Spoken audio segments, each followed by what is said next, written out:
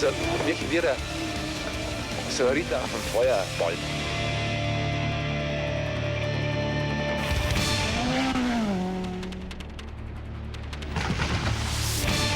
Great cars, great drivers, great rallies. So we could say it was a golden age of rallying. All the colors of life, the darkest, the murkiest colors and the most bright colors, the best victories. And people recall those now, 30 years later. Well, that proves which incredible period that was. It was best time in my life. I think overall the car was going quite well, and it was not that bad as people now think about. For a professional driver, more power you have in the car, more fun you get. It was not for the boys, it was for the men. Man kann nur immer wieder sagen, ich danke dem Herrgott, dass ich da dabei war. Ich habe das immer wieder, wenn ich gefragt werde zum Rallye-Sport von heute, sage ich, ja, die fahren, aber ich bin froh, dass ich es zur richtigen Zeit gemacht habe.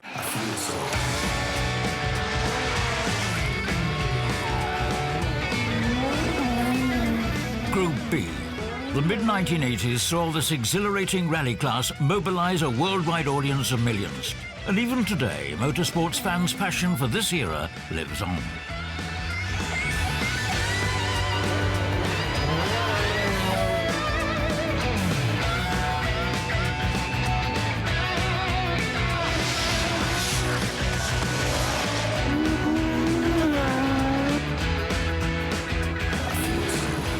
But those wild, uninhibited years were anything but pure bliss, especially considering the drivers and spectators who would lose their lives. This film doesn't gloss over Group B's dark side, but it does show a whole lot of what made it so irresistible and so irreplaceable.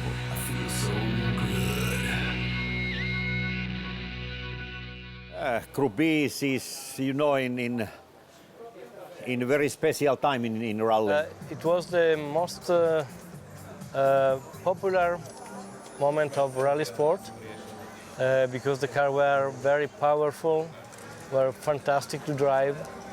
In that time, they were dream cars. Well, you know, it was progress also. You know, the first Group B cars were not so much better what we used to have. They were very good cars. They were, let's say, physically very much harder to drive than anything else. And what was possible to do during this period would not be possible anymore. You know, now, I mean, easily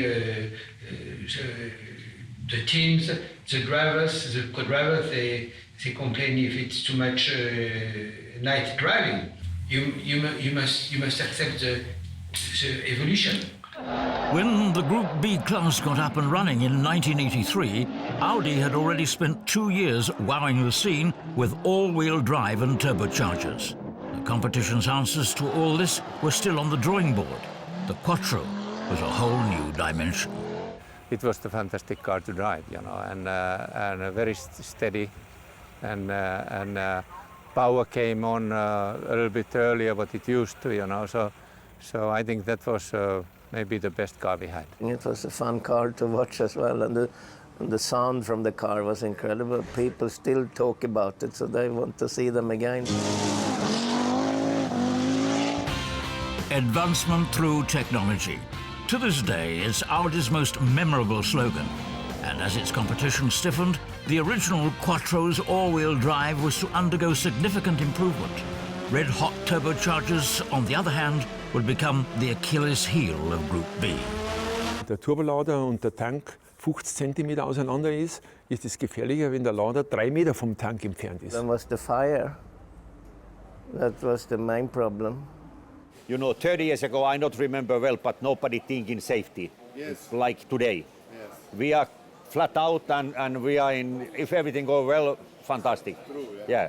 And now is, you know, also for me, safety is most important. But our time, you know, in flat out and we will see.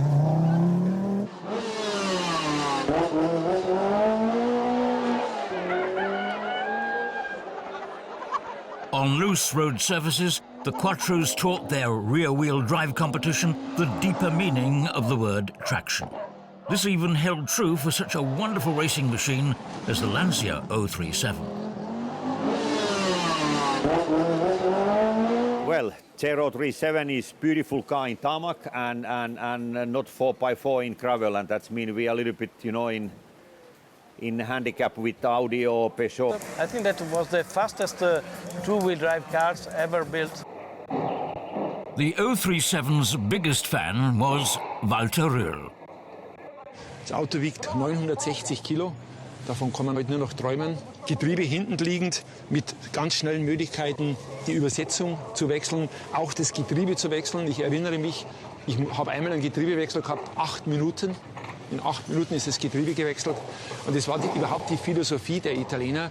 Die sagten, wir mussten ein Auto bauen, wo wir Dinge ganz schnell wechseln können. Die Deutschen haben gesagt, wir bauen ein Auto, wo nichts kaputt geht. Dann ist trotzdem was kaputt gegangen, dann haben sie stumm gebraucht zum Getriebewechseln. Also das war der Unterschied. Okay, we make a race car, which was the concept of the Stratos, the same concept, mid-engine, transversal, a very light performing car. And in fact, with this 037, we managed to win the World Championship. Dieses Auto war natürlich das perfekte Auto für meinen Fahrstil. Ich bin einer, der also natürlich am liebsten gar nicht gelenkt hätte. Das war mir das allerliebste gewesen und das Auto war... So viel hat gereicht. Da ist es exakt dorthin gefahren, wo es hinfahren sollte. Obgleich natürlich, wie ich damals unterschrieben habe, alle mich gesagt haben, spinnst du, das ist so ein gefährliches Auto, hast du mal gesehen, diese dünnen Wasserröhrl da vorne nach vorne. Wenn du da anfährst, sage ich, ja, ich habe ja nicht vor, dass ich anfahre, also warum soll ich das Auto nicht fahren? Also das war global gesehen meine schönste Saison in meiner Karriere. I'm glad that he said this, because we always appreciate a lot Walter. And it's nice to listen a driver that even 20 years after he said, this was the best team I've been. The 1983 season opened in Monte Carlo as usual, with Walter Röhrl driving for Lancia, along with Jean-Claude Androuet and Marco Alain. Audi had the Frenchwoman Michèle Mouton, Finland's Hannu Mikkola and the Swede Stig Blomqvist on board. Opel was relying on Henri Toivonen and Ari Vatanen, Nissan on Timo Salonen, and Renault with its R5 Turbo on Jean Ragnotti.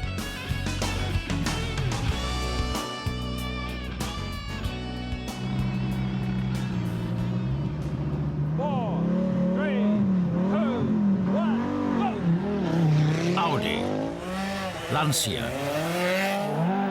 Opel, Renault,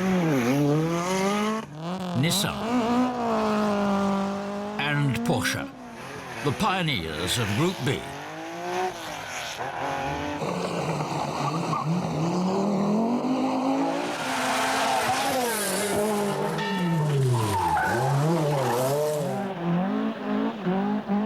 Conditions at this Monte were largely dry, so Lancia and Walter Röhrl could employ their virtues to best advantage. Traction wasn't a factor here at all, so Walter Röhrl and Christian Geisthöfer could celebrate their third Monte Carlo victory, and with their Lancia 037, they won in the first ever Group B event as well. Before long, intriguing and exotic creations joined the fray alongside the factory teams, like the BMW M1 with its 430 horsepower 6-cylinder engine.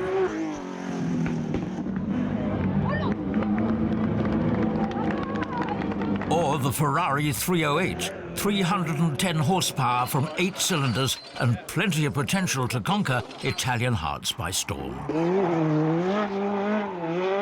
Porsche contented itself with homologating the 911 model for private entries.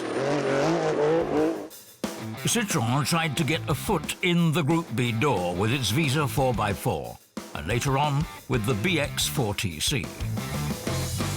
There were beautiful Group B cars that were quite similar to their production cousins, like the Alfa GTV, and there were some less excellent ones, like a privately owned Peugeot 504 pickup, the African contribution to Group B, so to speak. This vehicle made its appearance at the Safari and Bandama rallies, and it stood for how, in the beginning, anything that had wheels had to and did get homologated. Otherwise, the starting lineups would have been ridiculously thin. Auch Lada hat ein Gruppe B-Auto gemacht, was natürlich optisch einmal ein wunderbarer Aufputz war. Von der Leistung her war die Lada nicht viel stärker, wie was eine normale war. Ne? Aber optisch hat es halt was hergegeben. Und mein Auto, was ich mir selber gebaut habe, mein erstes, habe ich sogar, weil da hat es von Lada noch nicht einmal die Verbreiterungen gegeben, habe ich sogar von Mirafiori die Verbreiterungen genommen und habe es umgestrickt auf mein Auto. Und vor allem, ich muss selber ein Auto, eine Gruppe B-Auto bauen können. Ne? Das geht ja heute alles nicht mehr.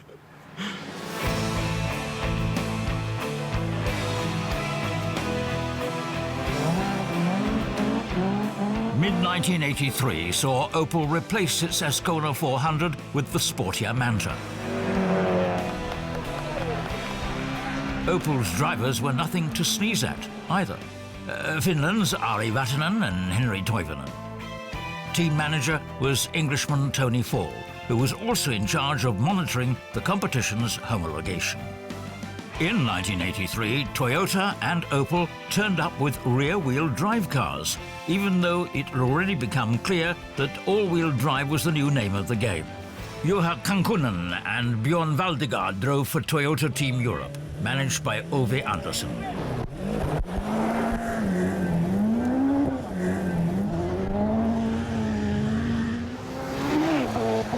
The Toyota Celica's drift angles were a beautiful sight indeed, as were those of the Nissan 240 RS. But models based on the old concept of motor in front, drive wheels in back, were in most respects hopelessly inferior, not only to the Audi Quattro, but also to the R5 Turbo and the Lancia Rally.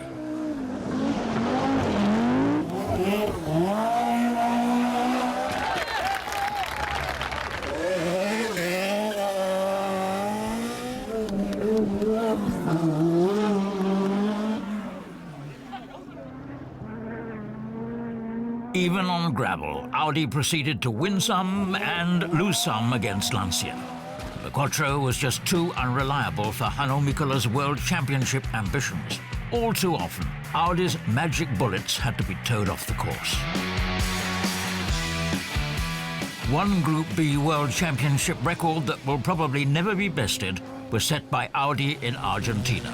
Stig Blomqvist drove the best time in the first special stage, averaging 189 kilometers per hour.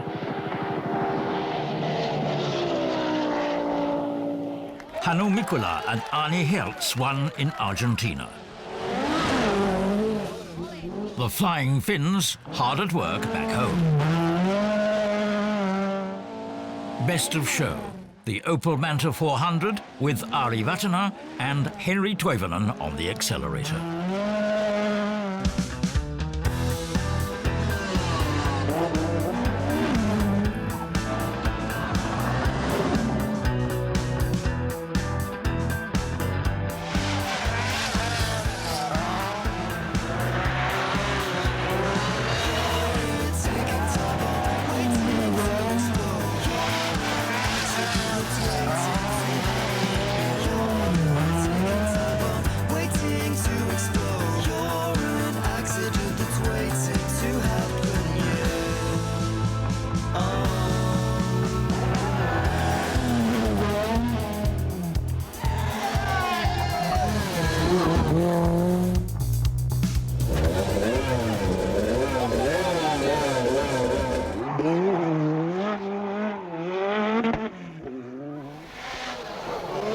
One reason for the 1983 World Championship constellation was Walter Rühl's contractually guaranteed wish to drive no more than 6 rallies.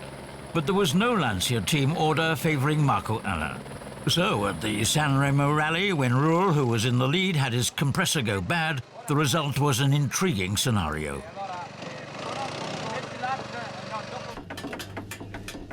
You know, everybody won't be here. That's the problem, is everybody go like hell. Rühl lost over 6 minutes and then tried furiously to catch up, but struggled with the dust from slower competitors. So co-driver Geisdorfer came up with a creative solution. Christian, at the beginning of a special stage, frantically told the start official that they had a disconnected seatbelt. After that problem had been solved, Rühl's way forward was dust-free.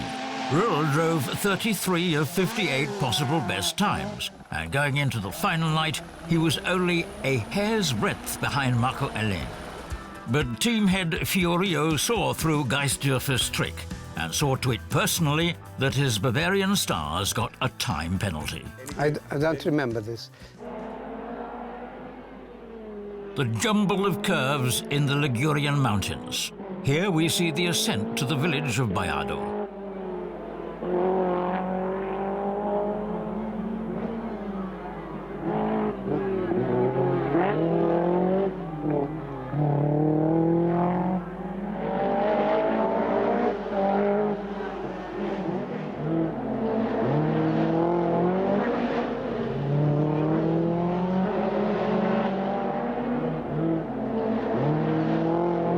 In the final asphalt stages near Sanremo, Rühl put on another tour de force so that everyone would know just who was the master. But then, at his team manager's behest, Rühl backed down and victory belonged to Marco Alain. Once again, Audi walked away empty-handed, allowing Lancia to win the 1983's Constructors' title ahead of time and with its home audience present.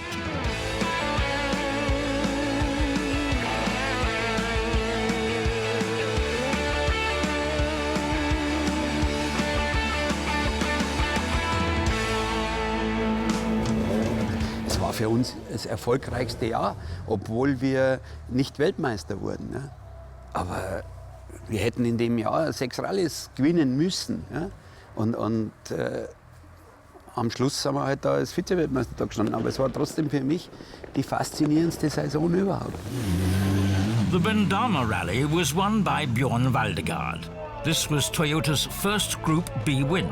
But Stig Blomqvist, with his victory in the RAC Rally, still managed to end Audi's year on a happy note, while teammate Hanno Mikkola, with 4 season victories, became Group B's first world champion driver.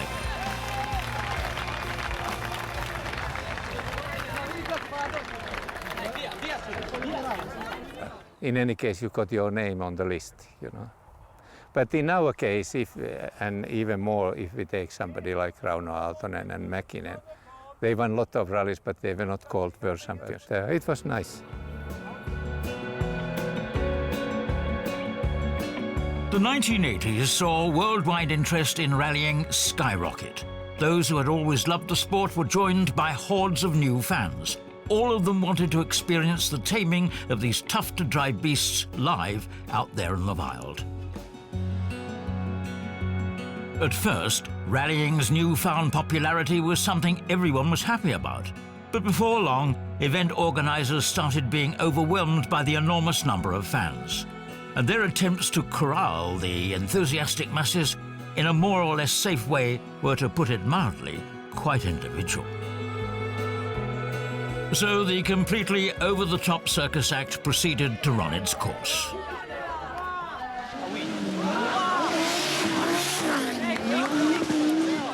In a way, in this crazy way, you have to see it in the context of that time.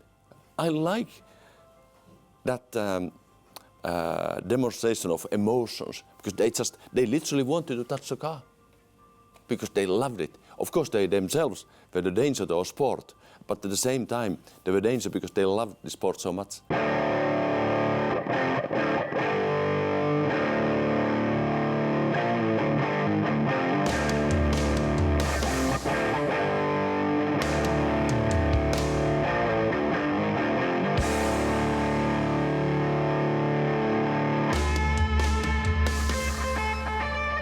The intensity of the images from those heady days really can give one goosebumps. But among die-hard Portuguese, French or even Italian fans, it would have been seen as a sign of cowardice or even disinterest to leave the course at any second but the very last. And they had no qualms about risking injury.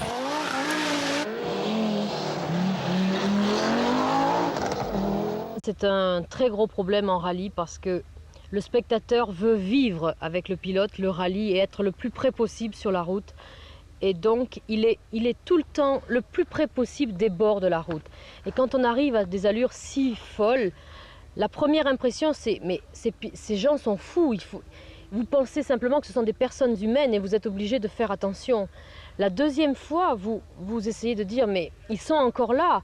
La troisième fois, vous essayez d'oublier qu'ils sont là et d'essayer de dire bon, ils vont être là pendant tout le rallye. Si je veux aller vite, si je veux gagner, il faut que j'aille encore plus vite et je suis obligée de les oublier. Et pour les oublier, il faut simplement essayer d'imaginer peut-être que ce sont des arbres, ce sont un mur de chaque côté. Mais c'est quand même pas facile d'oublier que des personnes humaines sont comme des arbres parce que ce n'est pas la même chose quand même. Famous Zambon-la-Froid. Just at the end of it, I could go a little bit wide, but there's no ditch, it's just a flat ground, and people were just standing there when the road stops, but I mean it's flat ground, and they were standing there, and I start, my back end starts hitting the cars, and then, a couple of people, I mean, they go over the windscreen, and you feel inside that, now they must be dead now, and luckily, finally, only one guy broke his leg, and actually he came now 3 years ago. I saw him. This gentleman came in a Trofeo and Ross ice race. He came to see. Well, Ari, I'm the guy. I mean, who broke his? So you broke my leg. I'm so proud that Ari Vatanen has broken my leg. Die Fahrbarkeit des Autos, dass das perfekt ist, das hat mich mehr beschäftigt wie die Zuschauer. Ganz bestimmt. Also da habe ich mehr investiert, da immer weiter mich zu entwickeln und noch das perfekter zu machen, wie die Zuschauer, die waren da und die sind gestern gesprungen, dann werden sie heute auch springen. Aus und basta.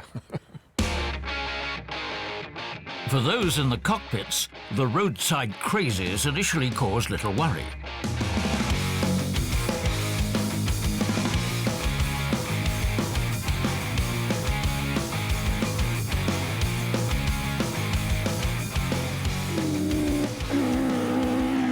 Ja, beängstigend war dann die Zeit mit dem S1. Jetzt weniger wegen der enormen Leistung, die wir in den Autos hatten, sondern der Enthusiasmus der Zuschauer, der ja einfach den Rallye-Sport erdrückt hat. Und es war natürlich auch dann die Zeit, wo eben gerade mit dem S1 bei der Sanremo die Geräuschkulisse die Leute in den ersten 2-3 Tagen völlig erstarren hat lassen. Und wie das Geschwür da nach vorne geschossen ist, da hast du gemerkt, die Leute mussten sich erst darauf einstellen. Das ist dann jeden Tag besser geworden. Aber am Anfang war das der Albtraum. The presentation of Audi's new team in the French Maritime Alps. Walter Rühl goes back to driving school on all-wheel drive. His new teammates, Michel Mouton, Hanno Mikkola and Stig Blomqvist were piloting the Restyle Quattros alongside him.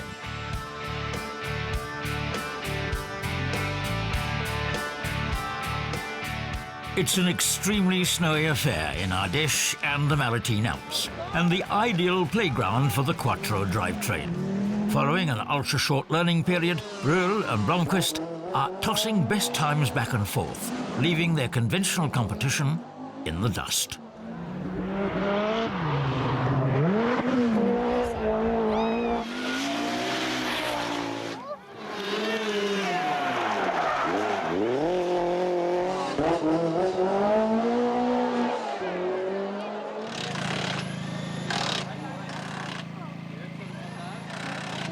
This crazy match between Rühl and Blomqvist electrifies the entire Audi team, who politely overlook minor fender benders.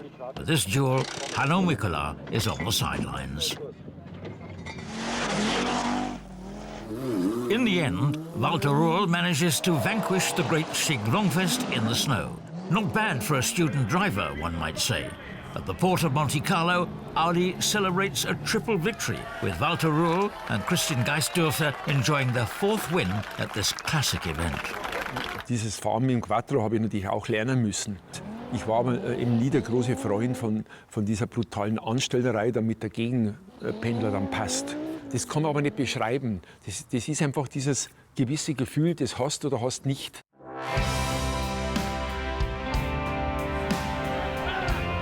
Group B's second year as well started with no new models, so Lancia and Audi stayed together at the top, with Toyota, Nissan and Renault managing only infrequent highlights in the sprint rallies.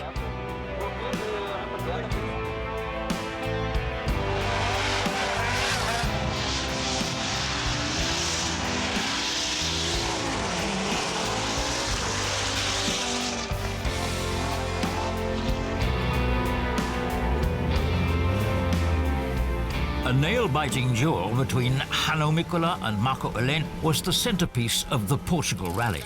Alén, in the magnificent 037, kept up astoundingly well on gravel.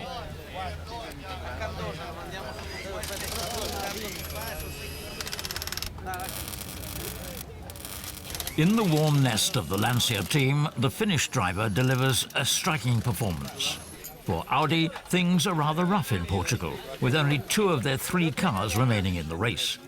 Mikkola leads, while Röhrl loses tons of time due to technical problems and a rollover accident. Vor dem Hanno gefahren, dann nach 200 Meter stehen bleiben und haben vorbeilassen.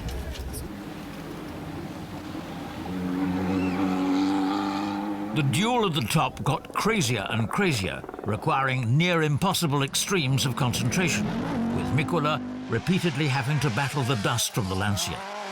The Italians also provided Alén with split times, especially on really long special stages like Arganil. The dust problem got particularly bad during the nighttime special stages, so Röhrl and his co-driver reached into the well-filled bag of tricks for driving dust-free that they'd gathered at Lancia. They booked into controls before Mikkola so that they started before him, and after 200 or 300 meters, Röhrl stopped and let Hanno drive by, giving him a dust-free ride. Lancia team head Fiorio raged when he caught on to this, but it was already too late. In the next to last special stage, the Italians struck back. Bittiger and Bession pulled over shortly after starting, letting Marco put the pedal to the metal with a clear view.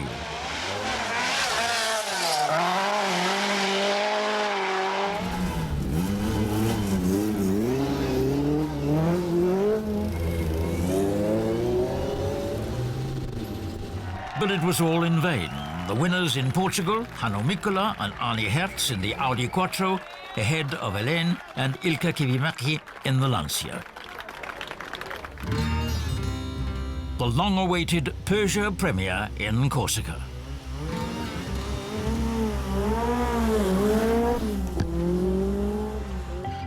This brand new Group B car came from the Sochaux factory near Paris, and it represented the first truly new Group B car design, with a rear mid-engine layout, an all-wheel drive, a rear subframe and a sheet metal monocoque construction.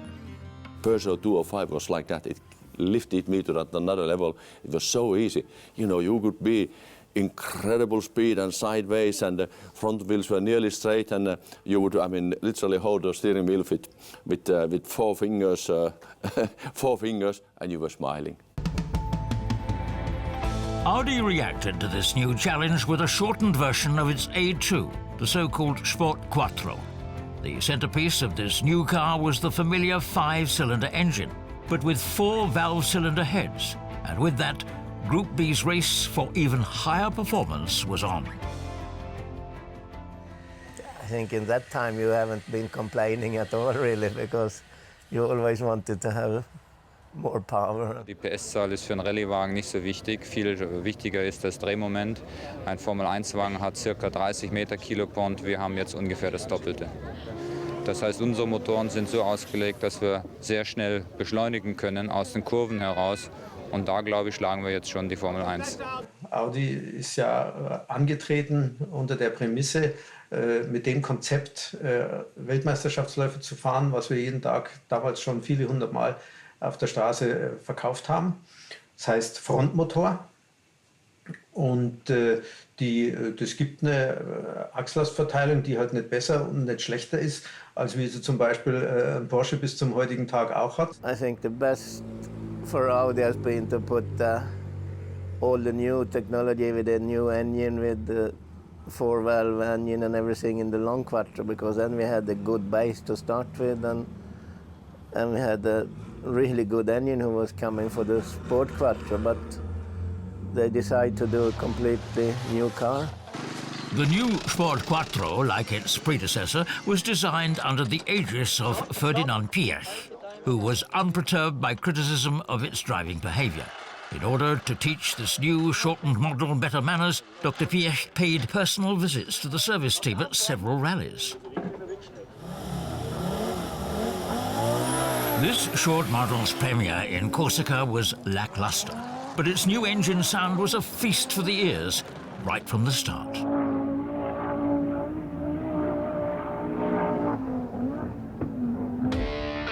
Mazda's RX-7 was another new design that enriched the scene, its rotary engine adding yet another sound to the already diverse motor music.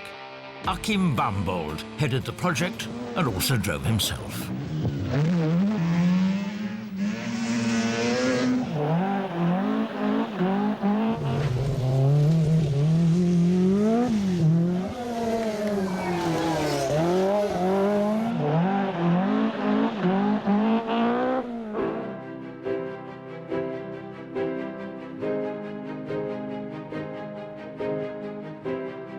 The ever more extreme cars and the physical strength needed to push them to their limits, the sheer length of the events, the special stages, and the heat and dust in the cockpit, all this required caring and healing hands.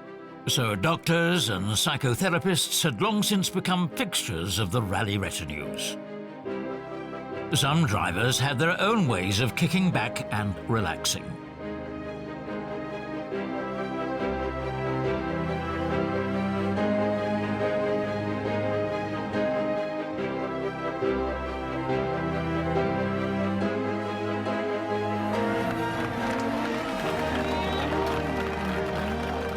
And when the many aches and pains of the constantly abused cars held things back, it paid off to maintain a calm and sunny demeanor.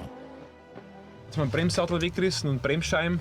Da hat natürlich dahinter alles blockiert. Ne? Da bin ich also erstmal schon beinahe mal richtig rausgeflogen.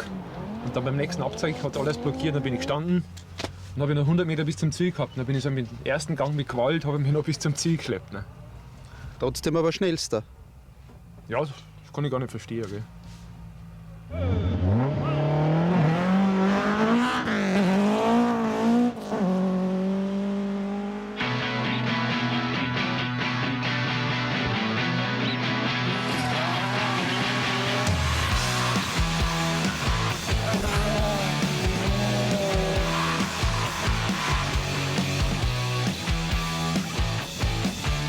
In the land of 1,000 lakes, our Peugeot and Ari Vatanen had arrived.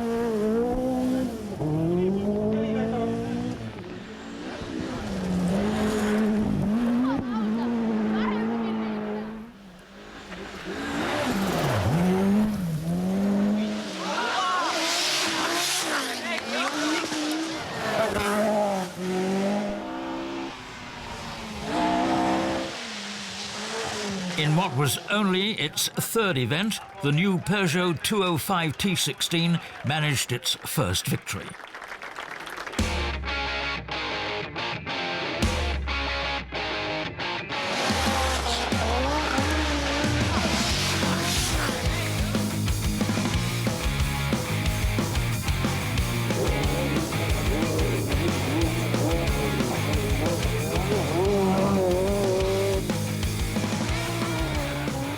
Nowhere did the crazy Group B show combine better with the landscape, the wonderful autumn light, and the fans' joyful insanity than at the San Remo Rally.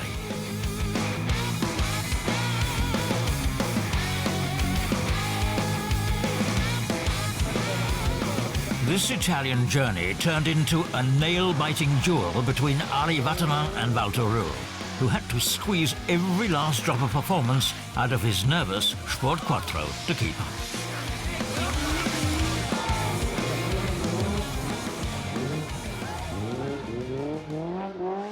Ari Vatanen won 31 of 54 special stages, but even so, Rühl stayed within striking distance of the Peugeot driver right up to the asphalt stages of the final night.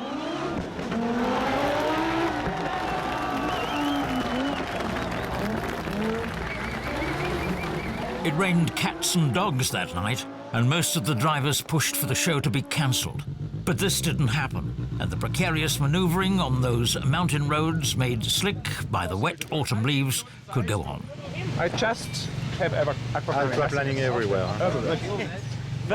Too much water for us. It looks like we have to speed up a little bit. On one of the few fast sections, Röhrl, doing 160, started aquaplaning like wild, hit the embankment, and flipped over several times. But Vatanen's luck held here. He spun around several times and went on to celebrate Peugeot's second victory the next morning.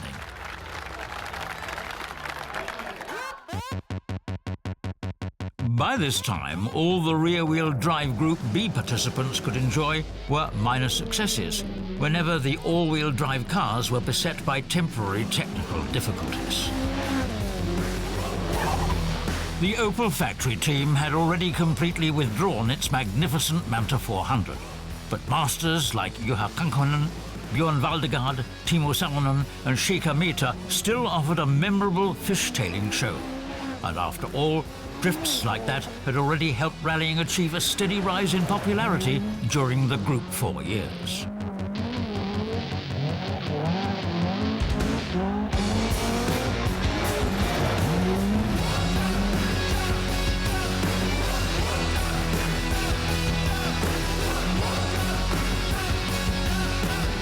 Audi dominated the 1984 season and managed a huge double victory among the constructors, and also in the Drivers' World Championship thanks to Stig Blomqvist. But Blomqvist's success with the Sport Quattro in the Bandama Rally would remain the only success of an all-wheel drive Group B car in Africa. First Group B car was Toyota Celica rear-wheel drive turbo, which one was very strong in Africa.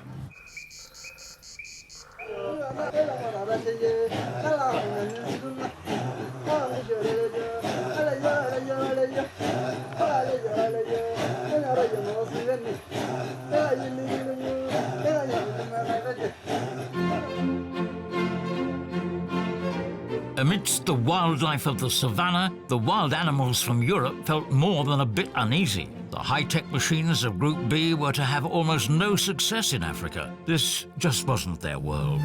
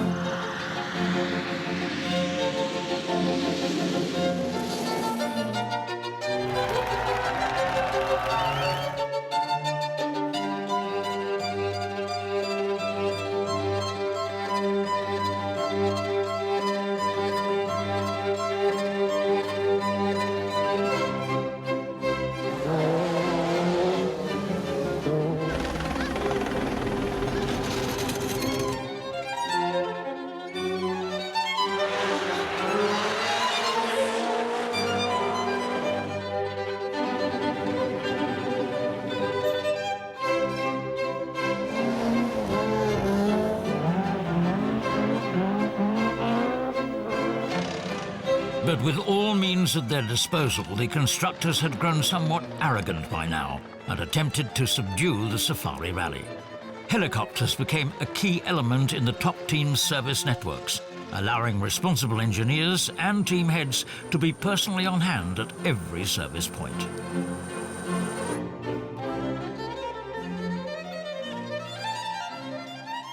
Kenya and the Ivory Coast. These were places where Nissan and Opels could shine. But above all, this was Toyota country.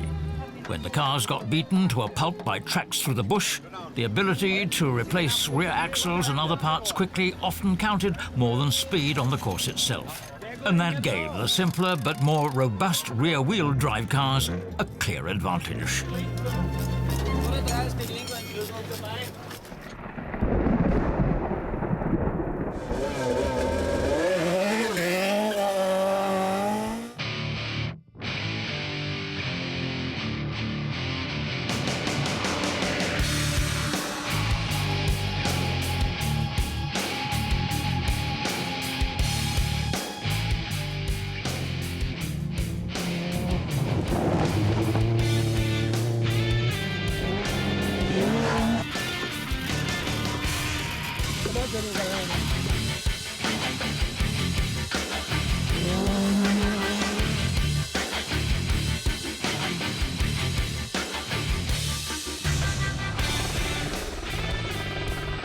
Even the Quattro's technology got strained to the limit. An Audi gearbox replacement out in the bush. The necessary people have been flown in along with the new gearbox.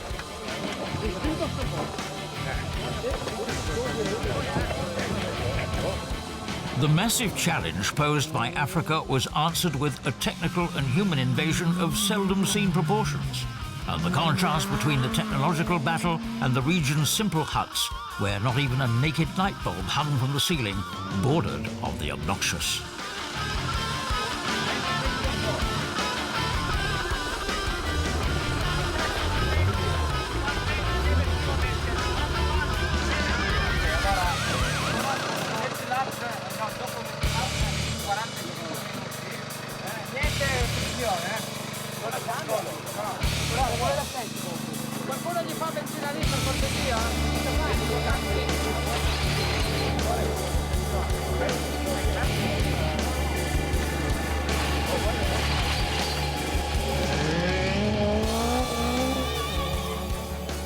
In Africa, as elsewhere, Group B would occasionally turn into a dangerous test of speed.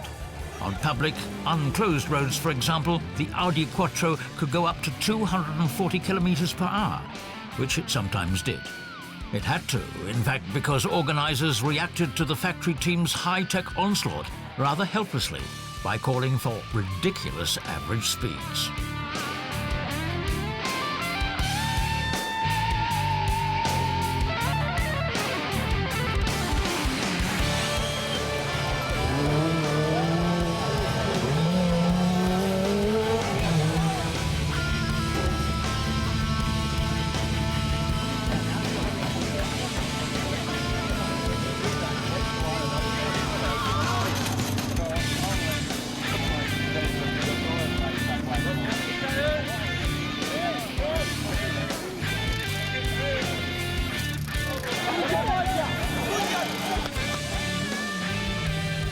In 1983, Ari Vatanen won the Safari in the Opel Ascona 400, and 1984 saw Stig Blomqvist win for Audi in the Bandama Rally.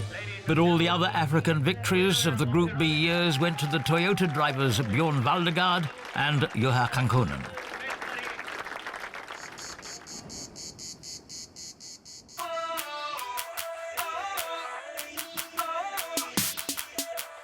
The third Group B season begins. For most of the top drivers, the most intense experience season after season is the rally in Monte Carlo. My Monte Carlo 85, maybe that's incredible. 8-minute penalty. In the beginning of the rally, after a few stages, I said to Terry Harriman, because after all, I was against Walter Röhrl, who was the maestro of Monte Carlo. And in Bourget, which was, I think, 50 kilometers long, you had Bergla, had snow, had ice, tarmac, everything, all the combinations. And I made no mistakes for 50 kilometers. And perfect performance, I thought. I come to the end, I see I was 6 seconds slower than Walter for 50 kilometers. It's not much for 50 kilometers, but for me it was, because it was a third or fourth stage that I was slower than him, only by a few seconds on each stage. I said to Terry Harriman, no, Walter will win his 5th Monte Carlo now, because he had already won 4. He's just a master here. And then on the following stage, I found some new tires, which just lifted me to another level altogether. And then finally, we won that rally. It's once again an intense duel between Walter Röhrl and Ari Vatanen on very mixed surfaces. The driving prowess on display here was nothing short of incredible.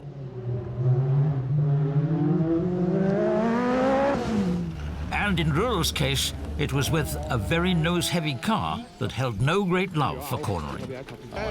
The deciding factor is usually making the right decision on tires. Some left-hand corners. Yes. No, you're not going to be any better than a slick tire on the snow with a rain tire. Röhrl chooses wrong. His slicks starve him for traction on the uphills, and he ultimately loses a victory that he hadn't wanted hard enough anyway. So Ari Vatanen and Peugeot are the clear winning combination here. The Lancia drivers still have to make do with their venerable 037, since the company is far behind in developing an all-wheel drive car. In mixed conditions, uphill ice followed by asphalt, the Italians even resort to quick tyre changes in order to compensate as much as possible for their traction handicap.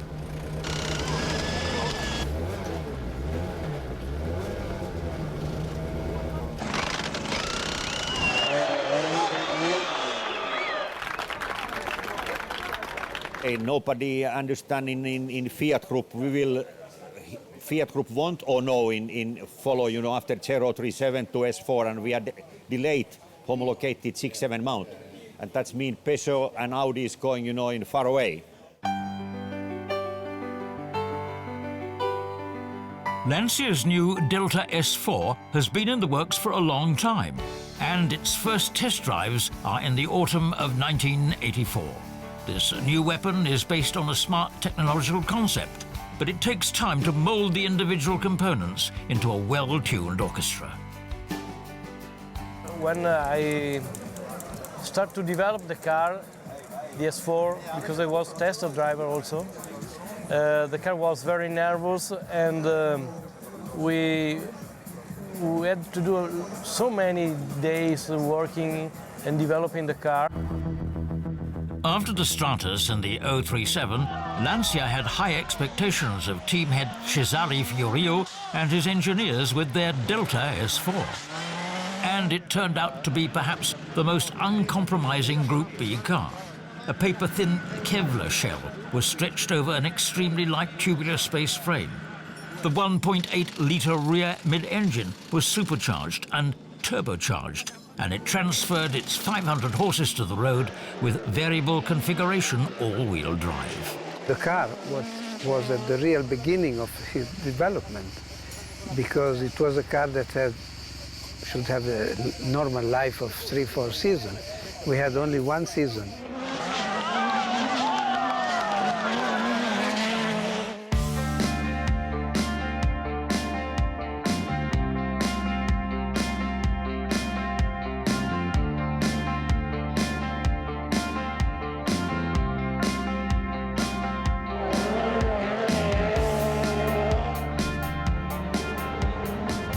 Portugal, probably one of those events that made Group B so popular, a battle between the world's best that included some very imperfect cars.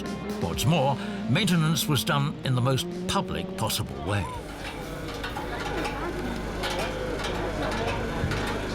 Via questa macchina, porco Dio, vai indietro, bastardo!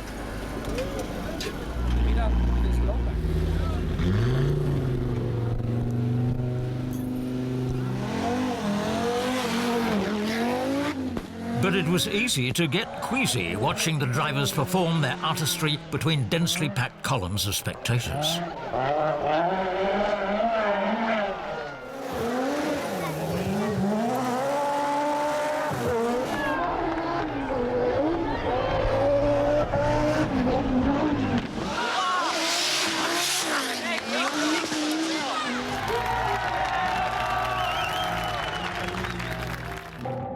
Next stop, the Mediterranean island of Corsica, and the escalation continues apace. Renault sends a newly evolved R5 Turbo for the first time, and John Ragnotti drives it to victory in its first appearance. Peugeot, forced to follow suit, arrives in Corsica with its new Evo 2, driven by Bruno Zabi. The driver's demands for more performance have been heard.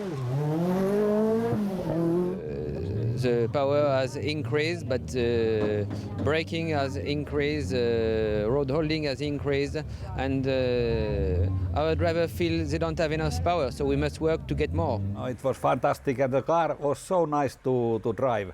Lot of power, and first gear, and you push the throttle down. You felt immediately that this is different life.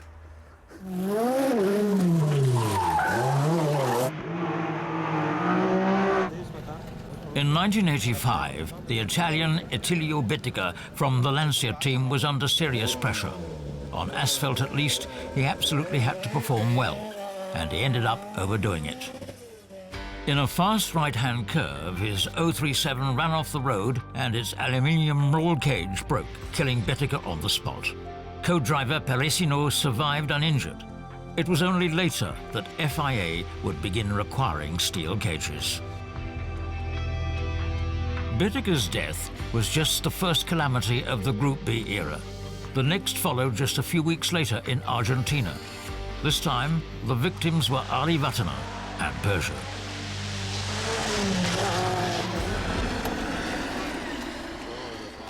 The only downside in the behavior of 205 was the certain kind of dip.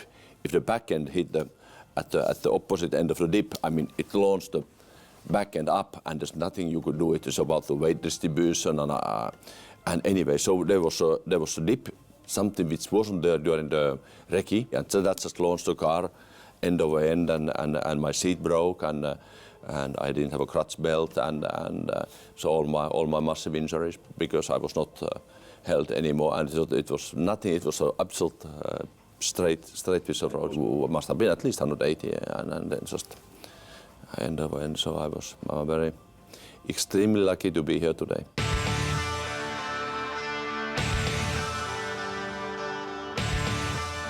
At this Argentinian rally, Audi took its Sport Quattro to a new, much-needed evolutionary level with its spectacular S1.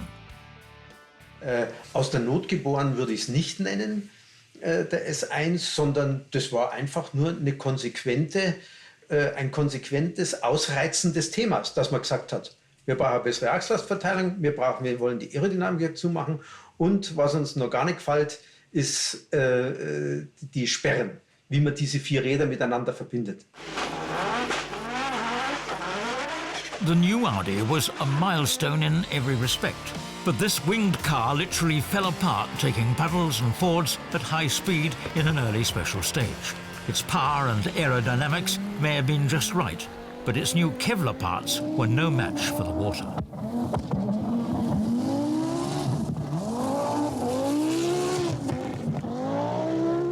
We was very happy to get that car, and it was good fun to drive it, that's for sure. Diese Werte, wie das Auto beschleunigt hat, da haben wir dann Messungen gemacht, von, was weiß ich, nach 36 Meter bis 100 gefahren, auf Schotter von 0 auf 160 in 6,9 Sekunden und solche Dinge. Und das war einfach ein tolles Gefühl.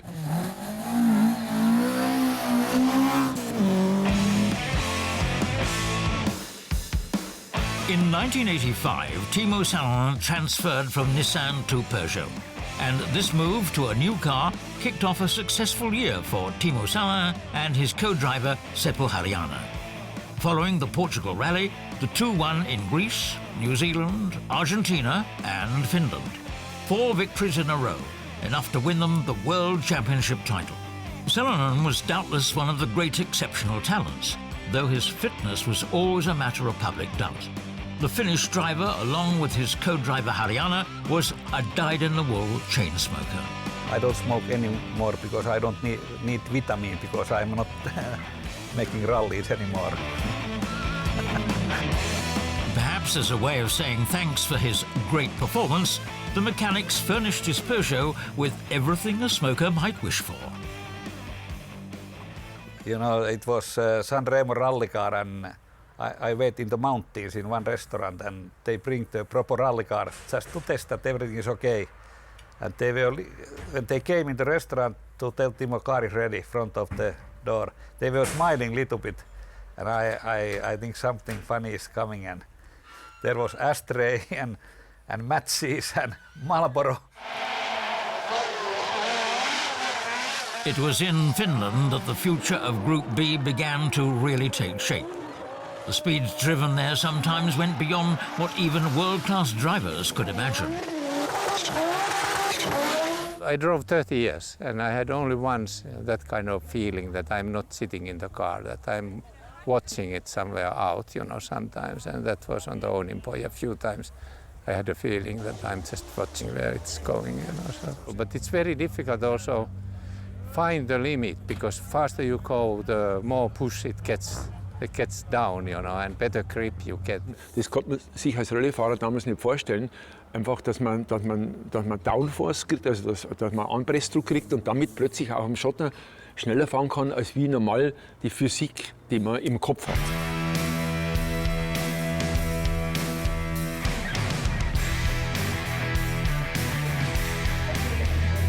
Ladies and gentlemen, the winner of the Rally of Thousand Lakes, Timo Salonen.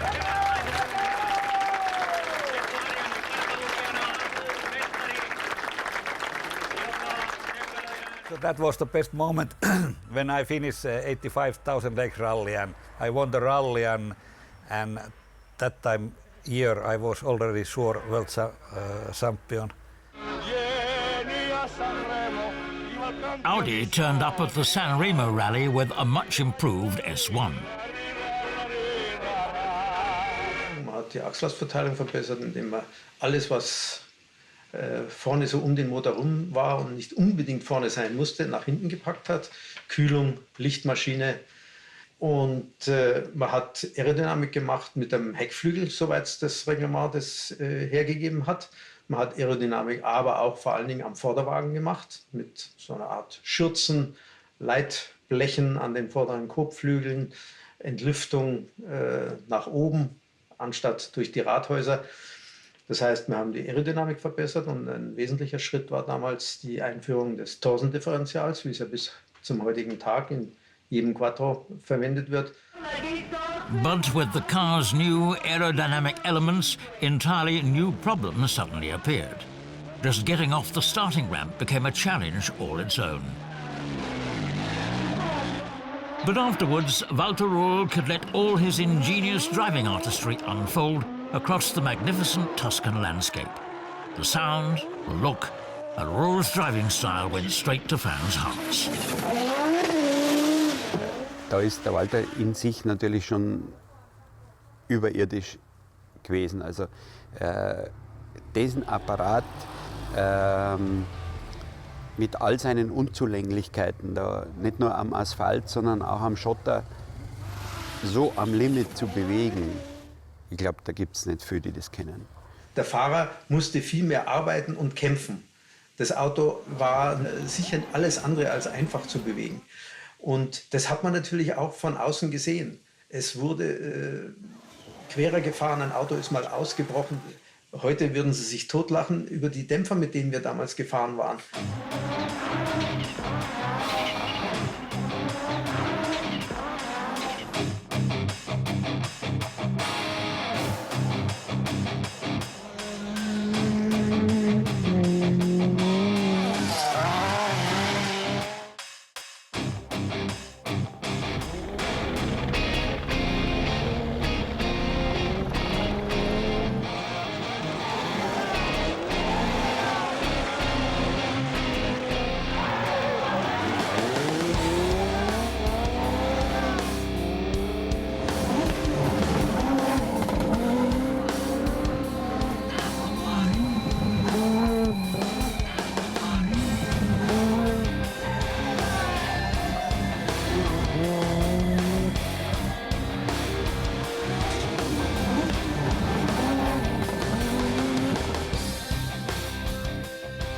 These wonderful rally days ended with Walter Röhrl and Christian Geisdorfer as the winners in San Remo. Though it was a clear victory, it would remain the only victory for the Audi S1. But even so, the limits of what could be done had been raised yet again. Du hast die Erfahrung, du hast ein Gefühl für Geschwindigkeit und du hast ein Gefühl für den Radius der Kurve. Und dann schätzt du ein, wie schnell das geht. Und plötzlich merkst du beim Fahren, ja, da war ja noch sehr viel Reserve. Also anscheinend ist jetzt der Grip besser wie vorher. Und so tastest dich dann langsam an dieses Anpressdruck heran und weißt, okay, jetzt kann ich überall nur ein Schipperl drauflegen. Es geht immer noch ein bisschen schneller und das macht immer noch nicht diesen hier. Ne? Und so hat man sich daran getastet. Und da war sicherlich meine Rennerfahrung ein großer Vorteil. Man hat sich dann adaptiert und das aufgenommen und dann war auch der erste Schock weg von dieser Mega-Leistung, die dieser Motor hatte. Und das wurde dann eigentlich nur noch einmal getoppt, das war dann durch das PDK, wo es also dann fast unmöglich wurde, vorzulesen, weil ja der Kraftschluss gefehlt hat und man nicht mehr wusste, in welchem Gang ist man jetzt eigentlich und welche Geschwindigkeit fährt man. Ja, der Christian hat sich nicht verstempelt, der hat sich nicht verlesen, der ist nicht aus dem Gepäckbuch gekommen. Wie lange kann ich mir Zeit lassen, um also zu schnaufen, um zu betonen?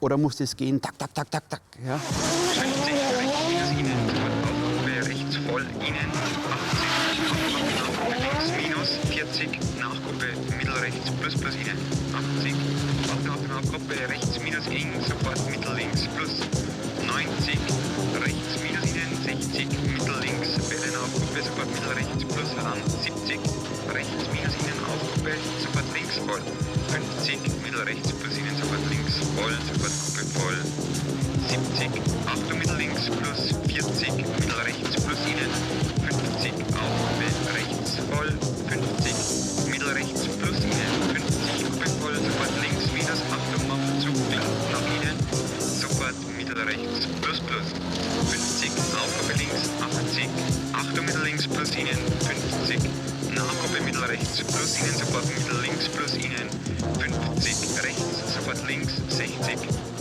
Achtung Nachgruppe rechts minus innen, 70.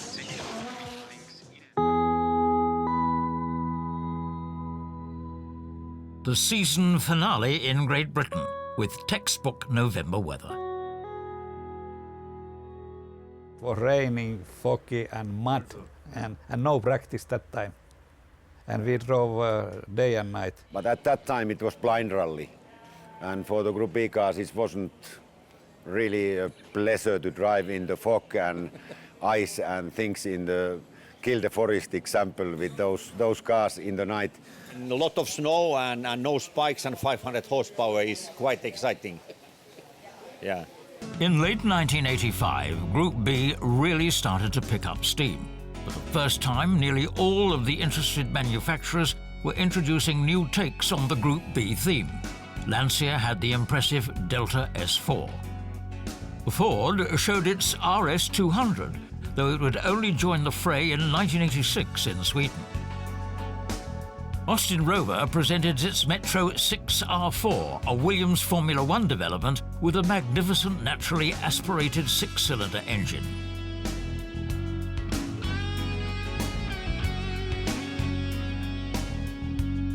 And of course, there was also the more conventional crowd with Toyota, Mazda, Nissan and Opel. The new cars drew massive crowds which by 1985 were taking on marathon-like dimensions. It was the very longest RAC that's ever been put on. And of course in those days, no pace notes, no route notes, it was all off a Ordnance Survey map. Yeah, I think it was a little bit ice there, but it wasn't the first RAC.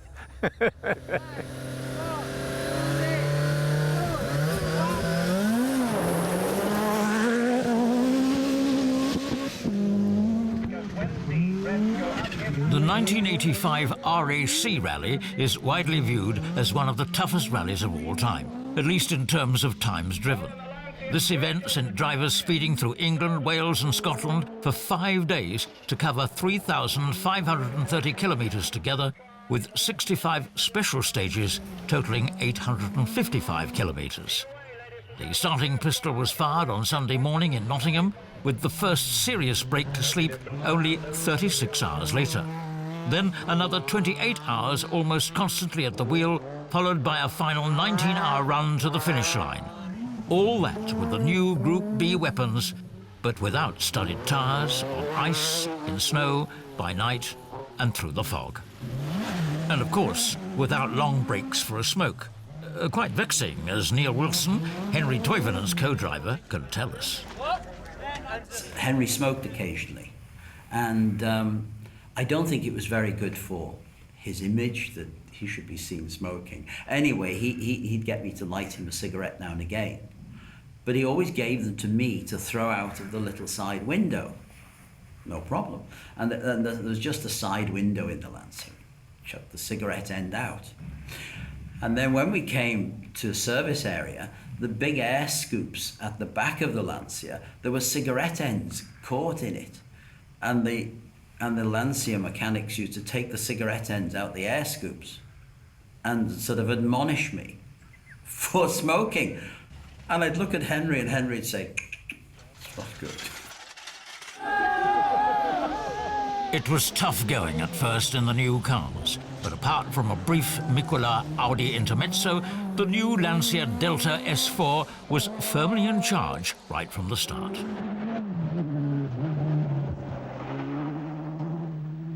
We turned the car over in the ice in Scotland, but the spectators were there immediately, put it back on its wheel, and we were gone. The mystical British forests left clearly visible traces on Toivonen's Lancia.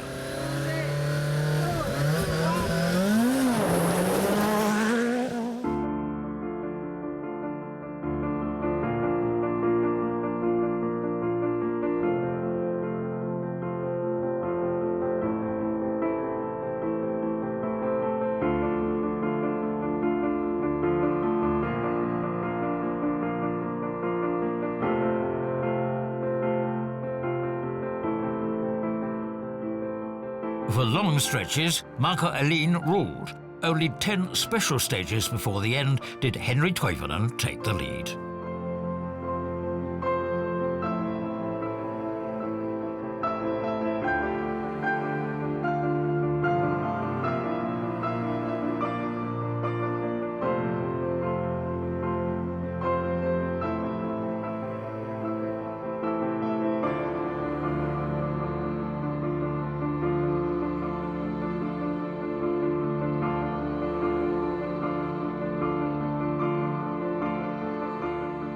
For the new Delta S4's premiere, Lancia scored a double success.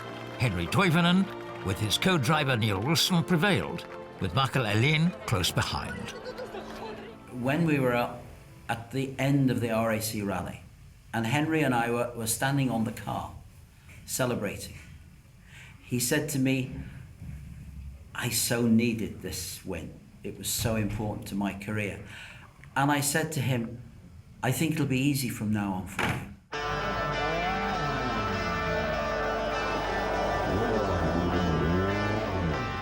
Sure, Group B cars were hard-to-tame beasts that often resisted being forced into the curves. And there were just a handful of drivers who were able to push these machines to the limits, as their creators had intended. But that was exactly what rally fans wanted to see. The world's best drivers of that era dealing virtuosically with their vehicles' inadequacies. But even so, the word monster, so overused by today's media, would be an exaggeration for these cars.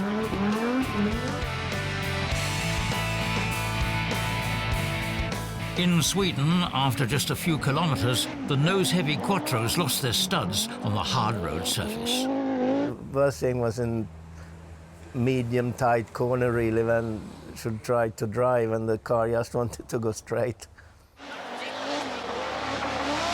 Dancing across the ice with little or no traction and 400 horsepower was a tour de force indeed. But greeting friends by the wayside was one thing at least that the artists in the cockpit still found time to do. Blunders did occur, of course, but every period of rallying history has had its blunders. In the extreme Group B, however, the technical freedoms involved sometimes made such blunders far more dramatic.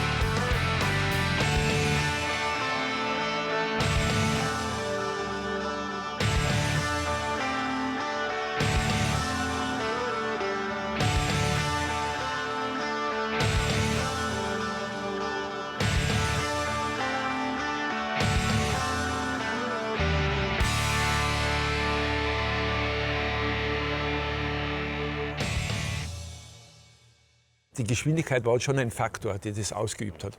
Aber du kannst nicht sagen, dass es also ganz was Spezifisches ist. Also die Autos selber waren in Ordnung, bloß halt mit zunehmender Geschwindigkeit wird es halt alles ein bisschen problematischer. Ne? Maybe we are only very bad luck with Attilio and Toivonen and Cresto. Yeah, very bad luck. But anyway, power is maximum. You have in rally less than 1,000 kilo, and you have in minimum 550, 600 to 750 horsepower. That's quite a lot. But nice. If you go backwards to 50s or 60s, I mean, the guys without seatbelts and up there with the big steering and things, I mean, I think that was even more dangerous than it was that time. If you couldn't drive the cars, then you were in the wrong place. You should go then to do football or bicycle or whatever. my car, 84, my very first, when I fell down, in Corsica, and my helmet flew off my head during the accident. Yes, following the car, and car caught fire immediately. Those days, it could have happened with any car really, because the safety was not priority number one at the moment, because they was all developed the cars and tried to go faster. The most extreme Group B year yet runs its course.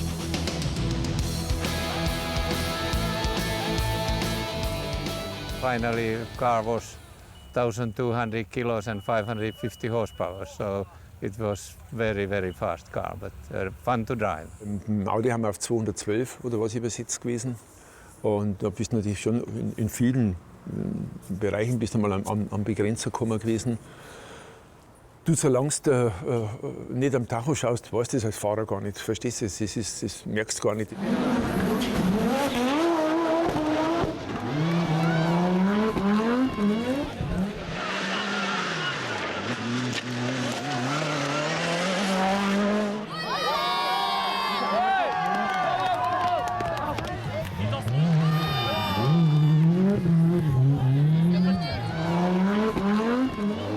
At the Monte Carlo Rally, Citroën steps into the ring with its BX4TC, making it the sixth big-name automaker to get involved. And with that, the stage is set for a fantastic Group B season.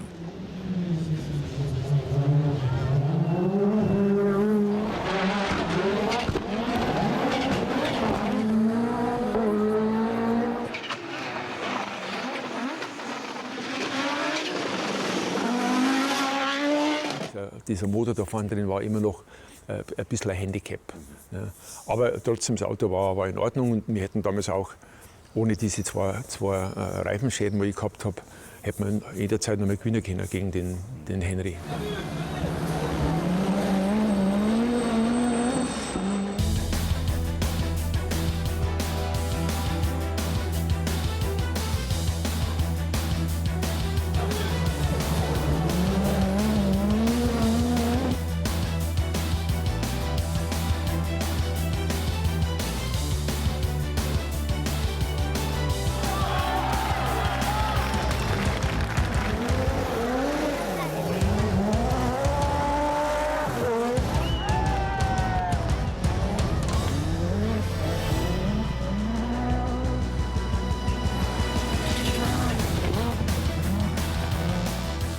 For 20 years after his father Pauli, Henri Toivonen also won the Monte Carlo Rally for Lancia. Evidently, the Delta S4 was tailor-made for his driving style, and it really did look like it was going to be Henry's year.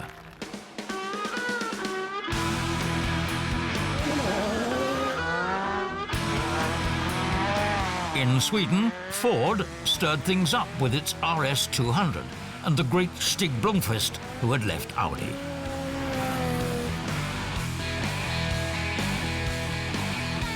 Juha Kankkunen had transferred from Toyota to Peugeot. His switch to an all-wheel drive car was effortless. I have been driving afterwards Audi and also S4, Lancia and things, but I still keep the Peugeot, especially on the small roads. For me it was most easiest to drive and very well balanced car and light and nice to go.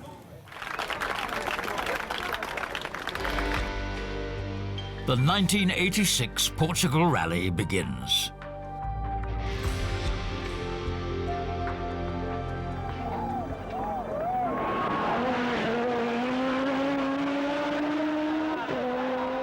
Once again, the spectators crowd chaotically alongside the course as the 500 horsepower rockets speed by. Some of the less sane ones even try to touch the cars as they pass.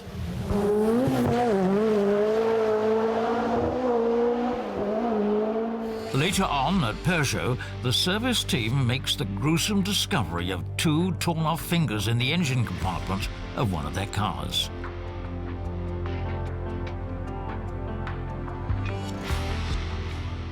The fingers were there was air intake behind the doors, and they were quite sharp to take the air into the coolers, into the engine, and we were trying to stay in the middle of the road. I never went off there or anything, but they were just trying to touch the cars, and that was it. But the show around Lisbon continues unflaggingly until Portuguese driver Joaquim Santos comes along.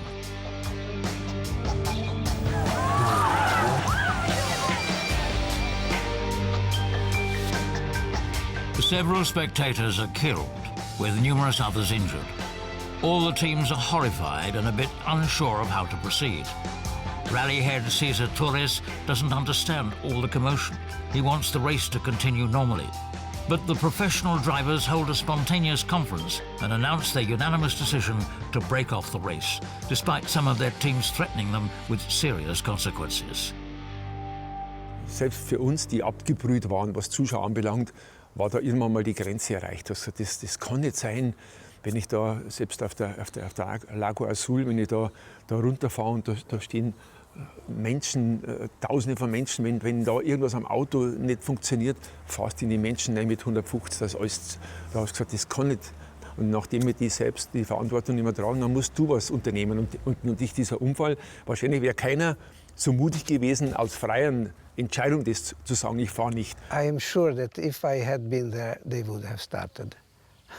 But that was the beginning of the climate that was growing around Group B, that Group B cars were dangerous. And of course, that was the first big stone that started rolling against this category. Audi reacts instantly by announcing its immediate withdrawal from Group B on account of insufficient spectator safety. All the other teams, however, will meet again soon in Corsica.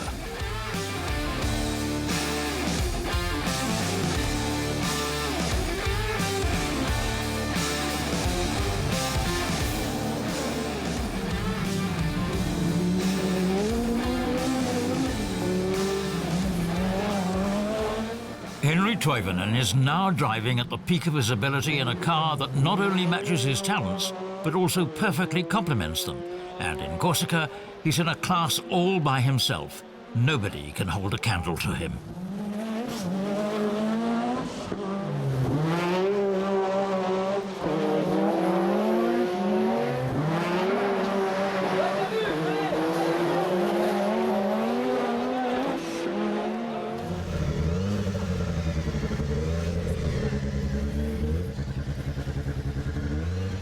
By the break in Corte, Toivonen has nearly 3 minutes on Bruno Zabi in his Peugeot, and he's also won 12 of 17 special stages.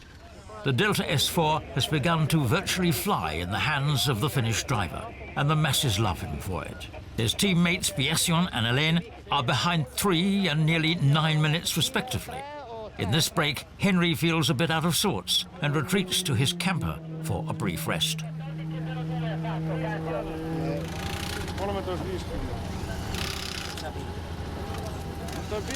But easing off for a bit after the break was definitely not an option. Not for a Finn in fighting mode. Besides which, so-called slow driving can actually lead to disastrous errors.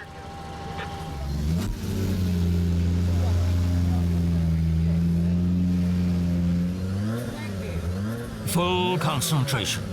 The film for the coming precarious tightrope walk is already playing in Toivonen's head.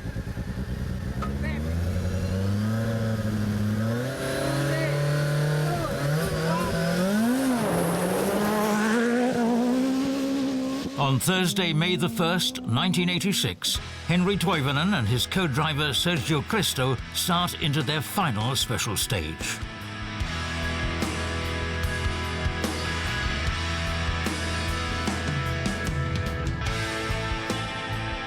About 5 kilometers in, their Lancia leaves the road on a curve to the left, plunging over an embankment. At the first spark to fly hits the leaking fuel, causing an instant blaze that incinerates the car and its occupants.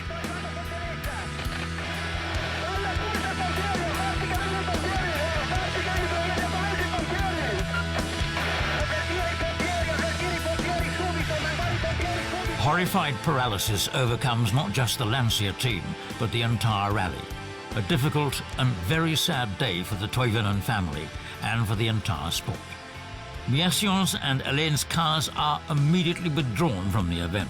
The Delta S4's charred frame can still be seen today on YouTube.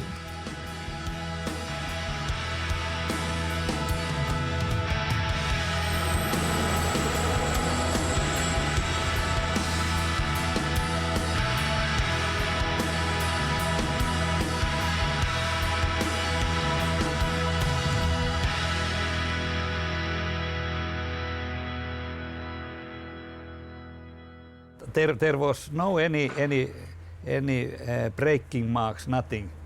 Just flat out like I would drive that one corner before that speed. Because, you know, like Henry, he burned in the car and, you know, he was sitting on the fuel, you know, so.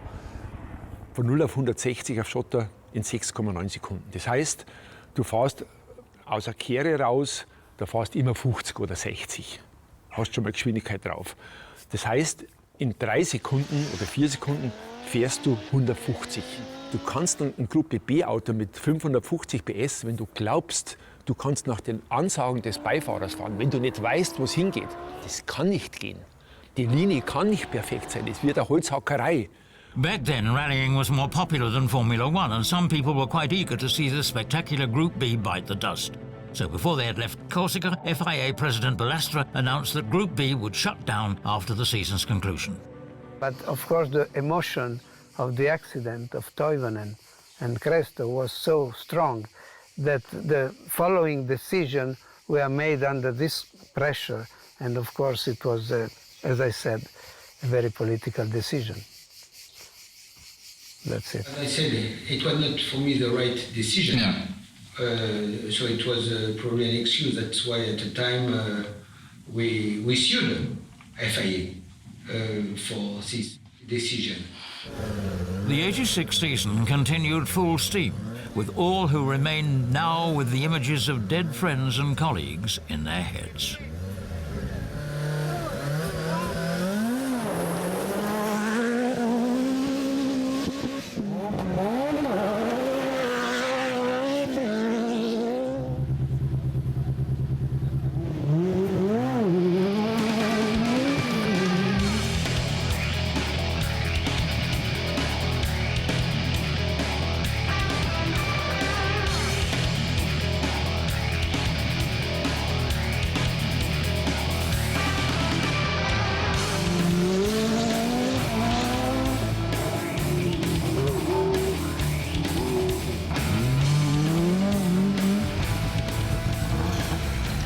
Following Audi's withdrawal, a French-Italian match developed that left no one cold.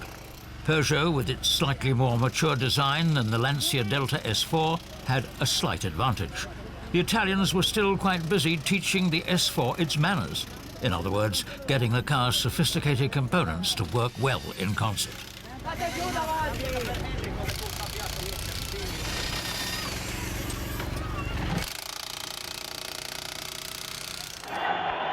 Victory for Kankkunen and Peugeot at the Acropolis Rally.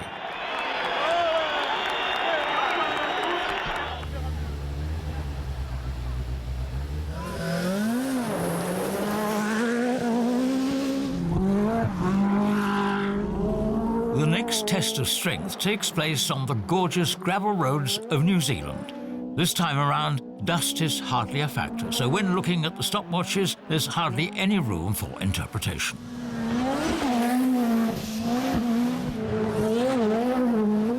Following an accident and extensive repairs, Timo Salonen loses any chance he might have had.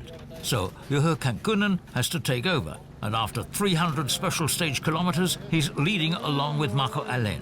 Their times are matched down to the second. Lancia tries to prevent Marco having to hit the course first again, but in vain. This leaves the Finn to enjoy the ultimate nightmare of any rally driver. You know, one pickup is coming opposite way. Slowly corner, I go 200 meters, but I am, you know, that's coming downhill, I coming uphill. And after, you know, I am too much concentrate, and I see in last minutes, and GP is taking completely stop. Is no name. How dangerous? No name, absolutely. Miraculously, this bit of horror took place immediately after a slow curve, so rallying narrowly escaped its next catastrophe. But from this point onward, there was no catching up to Kankkunen's Peugeot. Marco Alén, appalled and distraught, was no match for Peugeot's two-man team.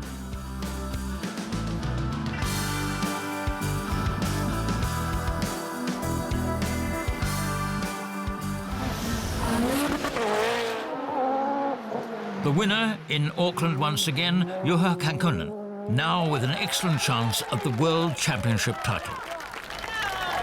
Probably the turnaround with the fight against Markku was when I managed to win Greece, because I rolled the car on the test before it, and Jean-Todt came from the Paris with the private plane with the new roof, and they changed the roof and I won the rally. And then we went to New Zealand, I think it was next one, and I won that as well, so I won 2 on the row. Then I was started to think about that, okay, there is a chance if you stay all right to fight to win the World Championship title.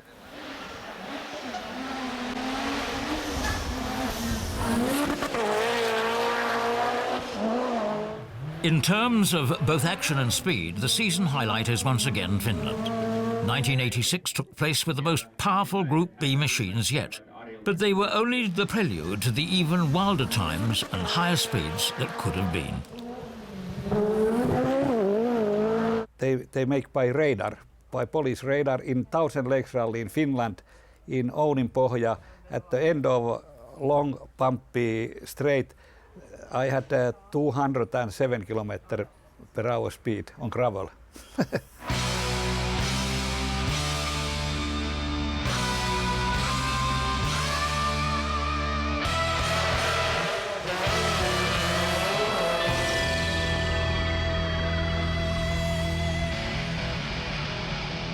Marco Alén drives the best time in 27 of the event's 48 special stages, well ahead. But then he flips over and loses all hopes of winning. So the Peugeot team, now reinforced by Stig Blomqvist, can celebrate another double victory and a greatly improved chance at the Constructors' title.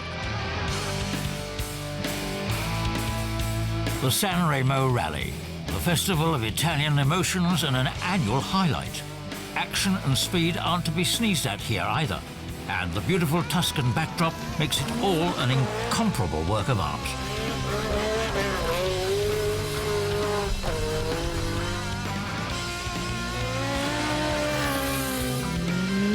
At this wonderful, high-performing Sanremo Rally, Marco Alén is a class unto himself, his driving style drawing storms of approval from the Tifosi.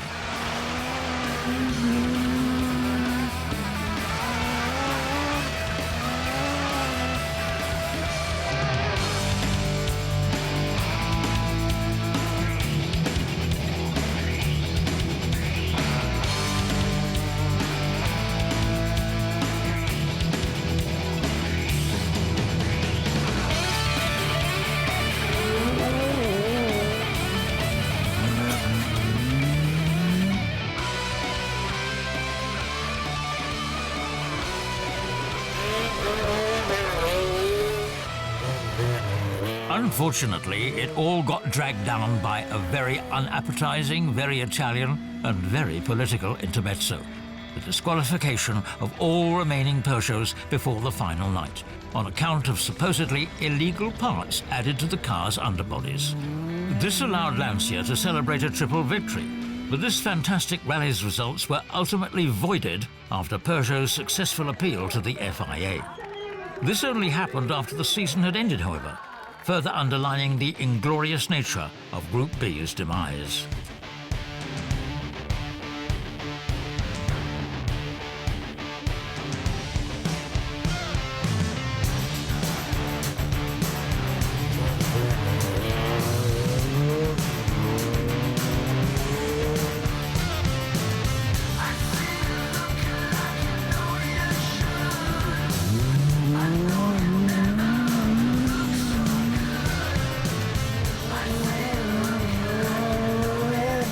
The RAC Rally comes across like most of the season.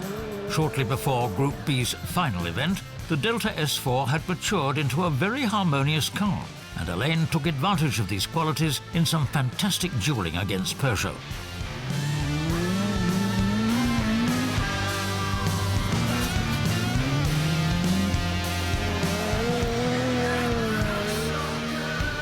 But in an electrifying battle for seconds with Timo Salonen, the wrong choice of tyres once again costs him his yearned-for victory over Peugeot in the last two special stages.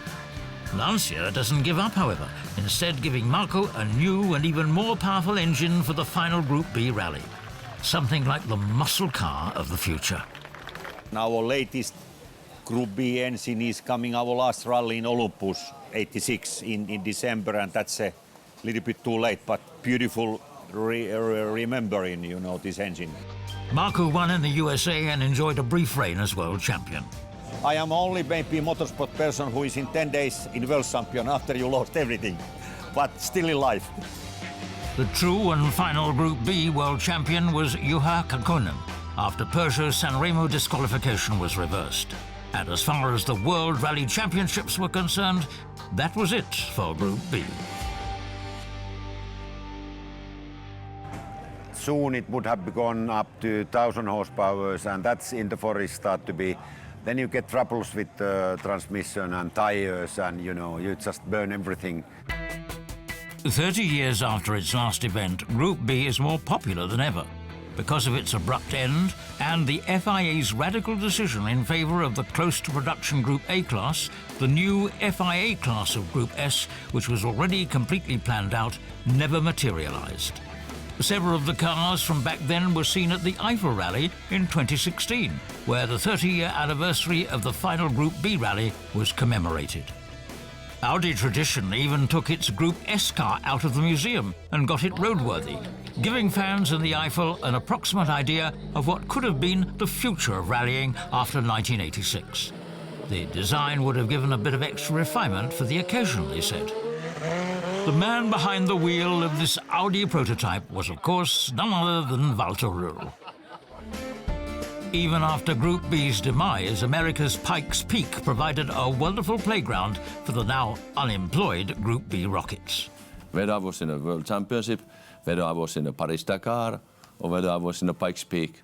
Well, look at the film Pikes Peak. I mean, that also proves what Group B was like, because that is part of the Group B period. Aber da ist einmal eine Rechtskehre, da kommst du ziemlich schnell an, geht so leicht über die Kuppe drüber und dann kommt diese Kehre rechts.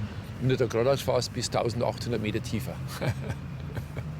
I was struggling against Walter Röhrl, and really struggling. I mean, it's a lot slower all the time. And I thought that, well, I have some brain damage, because that was the first test after my accident, 85. And then suddenly in a qualifying, mechanics worked all night. There's no drawings, nothing was tested. He just thought, let's put the second spoiler on top of the other spoiler. And straight into qualifying. And after 2 corners, I felt the car is transformed. And like a same kind of feeling like in Monte Carlo earlier. Wow, confidence, I can do. I was flying. And instead of, on 10 kilometers, instead of being 4 seconds slower than Walter, I was 4 seconds faster. I had the tears in my eyes at the end of qualifying. I said, yes. And I said, oh, old Ari is back.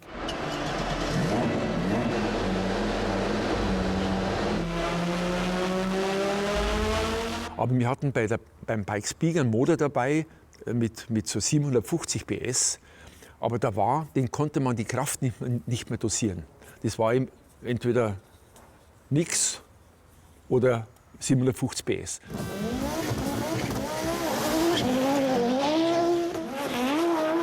Audi and Peugeot entered the race to the clouds with even higher-powered Group B models. Both Walter Rühl's hill climb of 1987 and the one by Ari Vatanen the next year served to cement these Group B speed machines' legendary status. Rühl's record time of 1987 was beaten just 1 year later by Ari Vatanen in a Peugeot 405. With 800 horsepower, it was rumored.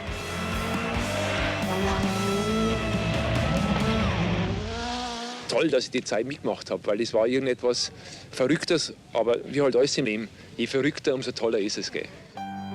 This very fitting final statement by Walter Rühl is from the Audi film of 1985. And with this in mind, let's take one more look at the heroes of Group B, those still among us, and those who have departed.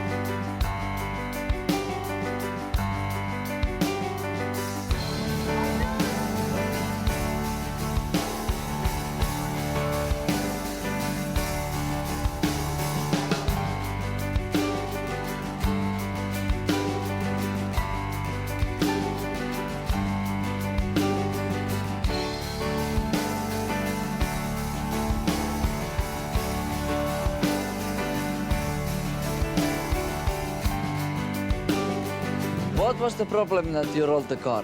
Well, you know, it's this bloody Toivonen didn't want to drive at all, so I had to drive and read the road book and take the times and everything, and it was too much work. I only have 3 hands, so I can't do everything.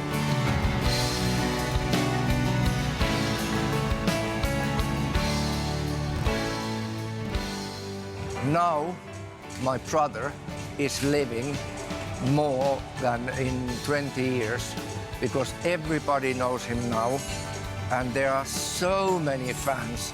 Last year I was here driving in Rally Legend and there was a 14-year-old boy came to me and said that he's the biggest fan of my brother.